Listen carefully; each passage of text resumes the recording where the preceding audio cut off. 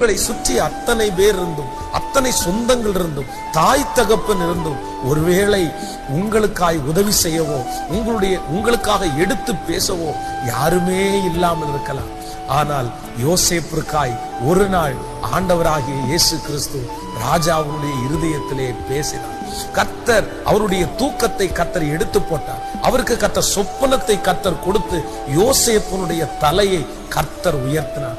இன்றைக்கு இந்த சத்தத்தை கேட்கிற உங்களுக்கு ஆண்டவர் வாக்கு கொடுக்கிறார். உனக்கு யாரும் இல்லை என்று நினைக்காதே. எனக்காக, என் காரியத்திற்காக யார் போவார், யார் செய்வார், யார் எடுத்து எனக்காக பண்ணுவார், எனக்காக பண்ணுவதற்கு யாருமே இல்லை என்று நினைக்கலாம். கர்த்தர் சொல்லுகிறார், நான் இருக்கிறேன். யோசேப்பின் தேவன் தான் உன் தேவன். உனக்காக வழக்காடுவேன், உனக்காக பேசுவேன், உனக்காக காரியங்களை செய்து முடிப்பேன் என்று கர்த்தர் வாக்கு கொடுக்கிறார்.